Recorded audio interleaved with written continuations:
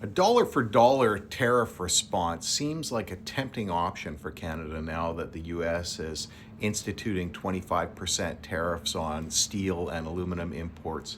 But really, when you think about it, it might not make any sense for us to respond in that way. And the reason is this. Firstly, we ship those products to the US and it's going to increase the price for them. No matter what they're buying, it's going to affect the economy overall in the US. It's going to cause inflation. It's going to damage the US economy.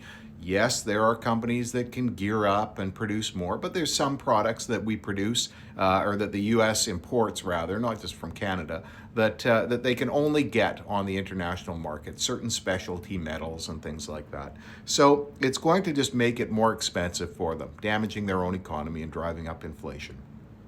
And yes, some steel mills will be able to gear up and produce some more, and we will see a reduction in the sales probably of some of our raw materials. But a lot of the raw materials go to the States, and then we buy it back like aluminum cans. So it may be a situation now where we look in Canada of manufacturing our own aluminum cans, for example, or maybe going overseas and buying them from China.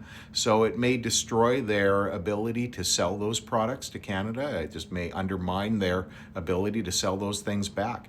A lot of things are going to become much more expensive, like trucks, because there's so much aluminum used in their engines. Ford trucks use a lot of aluminum in their bodywork, and aircraft and things like that. The prices are going to go up. That's just damaging to the U.S. economy. We can sit by and watch and let them damage their own economy. We're not so silly or stupid.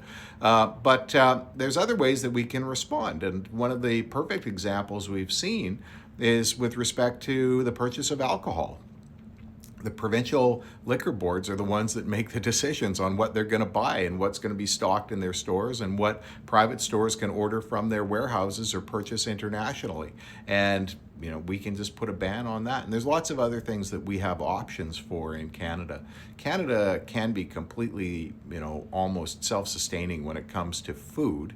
Your options would be limited, but we've got these great partners in Mexico and various countries around the world, and we've got great greenhouse capacity now in Canada. So there's a lot we can produce. Sure, almonds from California may be a problem. I don't really want to punish blue states. But when it comes to tariffs and a dollar for dollar response, what are we doing? We're just making products more expensive for Canadians. Now, our dollar right now is not doing well compared to the US dollar. The main reason for that is because of the price of oil. The price of oil is down. When energy prices are down overall, the Canadian dollar relative to the American dollar does poorly. But when we look at what happened in 2008, with the subprime collapse in the US, one of the things that protected us was the distance that we could put between ourselves and the United States economically and financially. That was largely Mark Carney's doing at the time. But this is another circumstance where we can see that the U.S. is going to run into a wall, that they're going to face a significant economic reckoning as a result of the fact that they're damaging their own economy by deporting the people who do actually the hard work in the U.S. And throwing up tariffs that are just going to drive the prices up and make them less competitive overall in the long run, in the short run and the long run. Make their products more expensive if they're being sold outside of the U.S., for example.